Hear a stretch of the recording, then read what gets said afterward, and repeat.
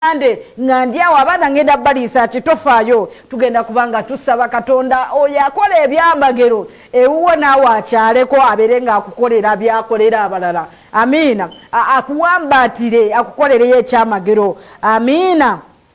Okay, nkoze ne timu nene nyonyo etula ku resawe y'omwenda abaana bakozi nyonyo mbebaza first of all kasoke ne baze timu jenkola nayo mbebaliza ddala babaddewo bayiyewo omubiri amiina bana bagumu bayiwawo omubiri omwami producer wange babita Shafik ye yatulawo nagamba nti nja kutulawo ku resawe y'omwenda amiina webala nnyo mwami Shafiki gwatufudde kino kyetuli then mberawo ne kamera woman wange yeye itashasha enjo byakola byebyo ekifaananyi kyekyo kiriya abaana beebo so nemberawo ate nange nemberawo nganze adagabate gwegwani gwokolangani yenze nange wendi esijja kwejjawo nti siri okuba nange nentula wano ne mundaba waliwo mutabalabirade bali be bakola nnyo okusinga nze ntula wano ne mundaba. Okay, esawe y'omwenda eno kanzire mu kikulambulule bulungi eri wansi w'obuweereza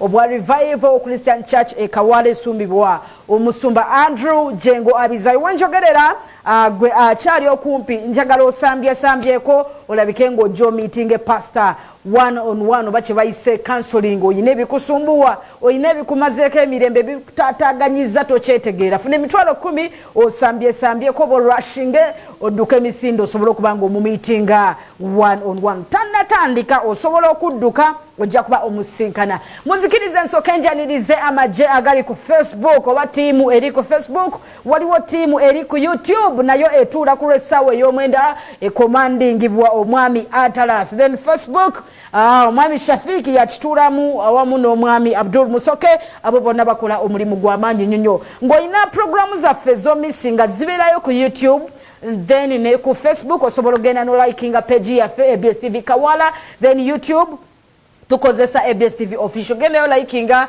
nyiga akadeka notification bagenda kuba bakulaga programu zaffe esawa y'omwenda bwetandika nga ku YouTube bakuletera esawa y'omwenda bwetandika nga ku Facebook bakuletera lwaki nedda bwobanga oyina essimu ez'abasalawo ne bwobanga teyasalawo naye nga smartphone bagenda kuba babikuletera buterevu abateeka ssente programu yaffe ba Dam Logistic bagamba nti oli mwana wa buwala owulira oyagala gendako mu nsi ezewabweru oba otambudde mu kampuni ez'enjawulo bakufeze bakulidde ssente zo wali omukyali yajja juzi nangamba emyaka amaze 2 yatwala gundi ID ye naye okuva lwe yagitwala bamutambuza genda komawo okwewala ebyo oba okwewala okubuzaabuzibwa abafere n'abayaaye jangu mu Dam Logistic bagenda kuba bakukolera ekintu kyennyininyini kyeweetaaga emyaka 22 n'okweyongerayo waggulu omusaala musave nnyo ekyo kyenyiza okugamba emitwalo 95 plus miliyoni emoizo okusanga obukadde oba bukadde bumeka so omusaala musava omwezi balabala mungu ofuna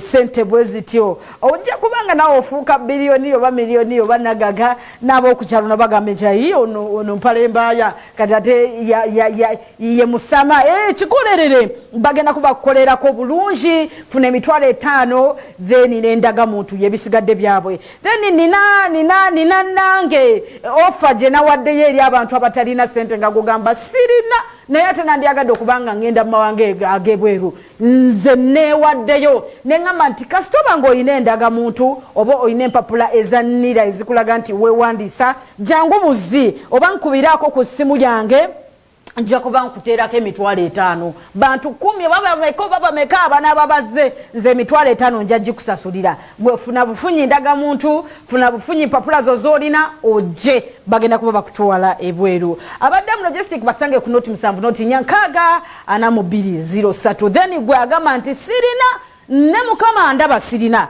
kuba ku noti 7 noti 49929 nga nvuddewo wano tokuba kati then gwe nja kuba ndaba ekyokukolera ngusasulire emitwalo 5 ogende okole tewali buzibu Katonda yalimanya kyalimpa okoro kubira olwokudena olunaku olw'omukaaga zennaku ezasigalira okubanga za counseling. So funa emitwalo 10 egya Uganda osobola okubanga omeetinga pastor one on one counseling akubuulira omanyi Bayibuli egamba nti ebikulemye bireeta eri abakulu be batya elder ba church jangu funa emitwalo 10 jangu mu meeting ate bw'oba ogamba nti sirina Mukama ndaba sirina bilawalayi sirina yadde 10 mu nnyumba yange naye nandiyagadde okubanga nange nsabirwa omanyi bibaawo tolina kyokka toyagala Katonda akuyambe munnaye engalo tezenkanankana kati ng'oyagala okubanga osabirwa kyokka ate tolina jangu olunaku olwa Sunday lugenda kuba lwa free of charge wefuna bufunyi transport oba n'ekiweebwayo kyosobola okubanga ojja ogenda kubeera osabirwa. Amina. So atengere kiri special ba ekyenjawulo ekiriwo ku Sunday lugenda kubeera lunaku lwa ku anointing bwa kusigibwa amafuta free of charge oba kubwerere. So funa bufunyi transport keerako nnyo osobola okubanga ofuna akatebe ntero bagamba jangu ne maskiyo so amateeka n'obukwakkulizo bikola ki bigobererwa wano webiri ojasanga amazi sanitizer bakusanitizing so jangu ne maskiyo keerako nnyo jangu ne bawo jangu ne mukazi wo jangu ne girlfriend jangu ne ex wo jangu ne co-wife wo mwene tubakiriza nenga abali ku ssaawa ey'omwenda mbagala nnyo mwebale kuyuwawo nga mubiri buli lunaku va ku Monday paka lunaku olwokuna.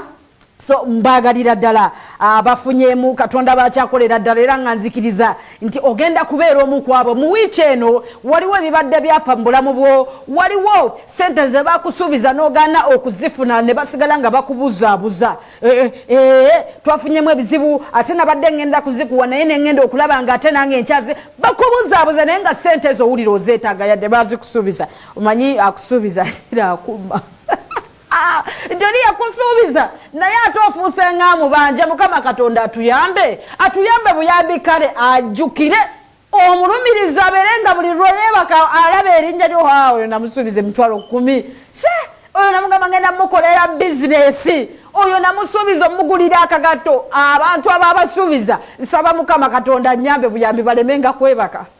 Amina.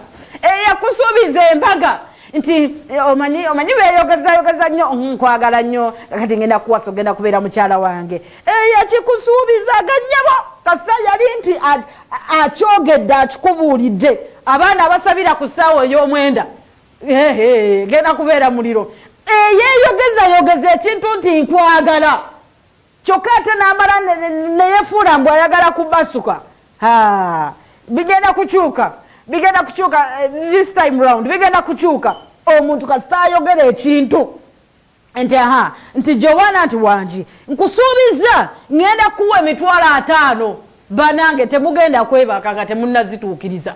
Amina. Wichi ya kuzuukira tuli mu wichi ya kuzuukira so ekiki ekyali kyafa tukkiriza Katonda omukozi w'ebyamagero nti agenda kuba akizuukiza. So gwe andaba omanyi kyekyafa zenyiza okubanga manyi byewange n'ebyange munda naye gwe omanyi ekikyo oyinza ogamba amaka gange gafa ndi musajja naye amaka gange gafa Mukama nyambe buyambi nago gazuukire bw'anaaba azuukira ekyo naawe kisabe busabe. Then oyinza okugamba nti bizinesi yange yali ekola nnyo nali nyingiza ssente nga nyingi buli mwezi buli wiiki nga nfuna ssente naye byafa byatyama sikyamanyi oba byatuukawa ngenda netuula butuuzi mu dduuka simanyi sente zenze ntuula butuuzi awo olumala nenzigalawo abaana babalowooza nti nkola naye ate munnange nze mmanyi ennaku yange. Amiina. Wiiki eno omusumba Andrew Jengabize ku Sunday yali mu kanisa n'alangirira okubanga agenda kuba asabira abantu abasindika request zamwe gwe ayagala okubanga osabirwa oba oyina sente oba tolina ogenda kubanga osindika kiki oyagala basabira ababaddewo ejjo ekiro ssaawa 4 mwakirabye ekyatuuseewo nti yasabidde abali ku Facebook n'asabira abali ku YouTube n'asabira abali ku BSTV n'asabira abasindise message olunaku olw'ejjo mu ssaawa ey'omwenda ne programu endala ennyo. So n'olwekyo nti bw'obanga oli redde owulira oyagala osabirwe ng'ogamba sirina sente za counseling naye Mukama njagala nange nsabirweko njagala nange mbeeremu kwabo abalonde. Amiina. Ogenda kubanga bwobanga okwata essimu yo tekako 10 tekako sente zolina obeere ng'osindika ku namba eno noti 77968 sembyeyo nnya njikuddiramu njagala ogiwandiike bulungi noti 77968 eyo enamba nkugambye bulungi mpuliriza bulungi era gwabadde takitegedde nti eyo enamba gikozese gwe ayagala okusabira. Amiina.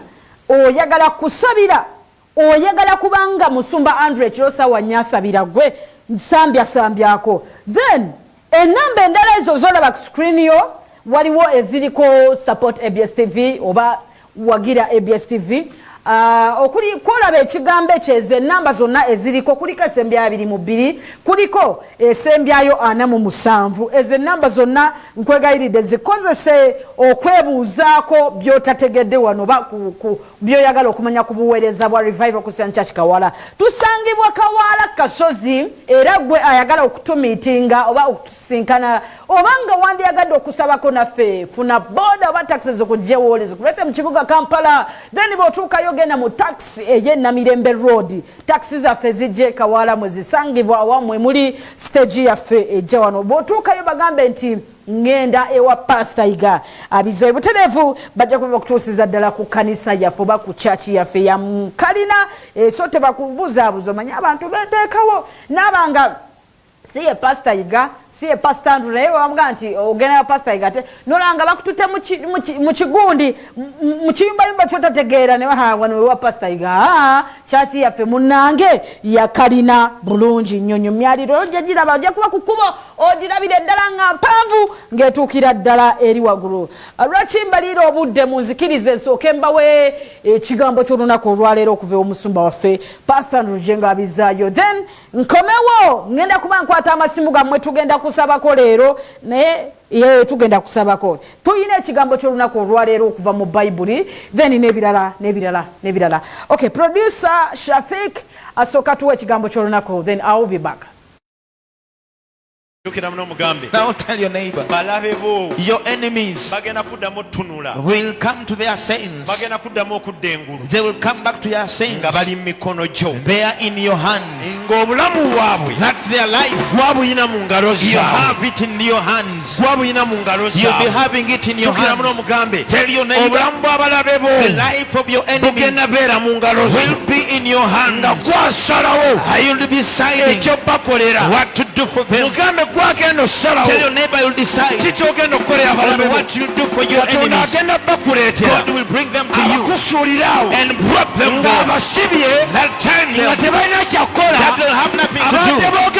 Those who are speaking, Lord, at that moment, they'll be in your hands. They are asking for your mercy. 2021, God is going to bring them to you. Somebody say it. You did not understand. 2021, God is going to bring your enemies and drop them there and say it is up to you. It is you that kill them, whether imprison them. God is going to drop them there. He got the children of Syria and brought them to the hands of the king of Israel. He said there they are. The Bible says his servant was moving and saw the army surrounding the place him and his master where they were. He ran to Elisha and said, Master, the people are surrounding us. And he said, fear not. What they're dealing with is not a human.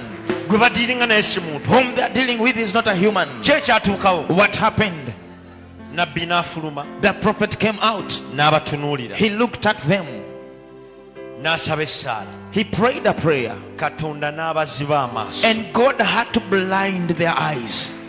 Bible says God blinded their eyes. The truth is He did not blind their eyes that they could not see. They could see. They were seeing. When you read up to 22, when they saw him, their eyes were blind. But their blindness sigamba nti baali tebalaba. It's not that they were not seeing. Baali balaba. They were seeing. Mukama mulungi. God is good. N'ababuuza mwagala ki? And he asked them, what do you want? Tunoonya nnabbi. We are looking for the prophet. Baali bamanyi bulungi nnyo. They knew very well Elijah waafaanana. how Elijah looks Naye like. essaawa zino But at this moment, Katonda abazibye amaaso. God has blinded their eyes. Tebamanyi waafaanana. They don't know how he looks like. Ge maaso ge yabaziba. Those are the eyes he Abaali blinded. bamumanyi obulungi waafaanana. The people who knew how he Bwe batuuka ku resembled, Elijah yennyini. they came to Elijah himself N'ababuuza mwagala and he ki? asked, what do you want? Tunoonya nnabbi. We are looking for the prophet. Kyokka They gwe said. bagamba gwe banoonya yennyini The one they are ababuuziza. saying that they are looking for is the one standing before Elijah them. n'abagamba manyi gy'ali. And Elisha said, I know where he is. Mungoberere. Follow me. Nabo ne bamugoberera. They also followed, N'abatwala mu kibuga ekirala. took them into a certain city N'abaleka. and left them there. N'abakwasa kabaka wa Isirayiri. And he handed them over to the king of Israel. Tell your neighbor, Ogenda tuula mu kifo. you are going to sit in the place Katonda akuleetere balabe and bo. God will bring your enemies to Mu ngalo zo. you in your hands.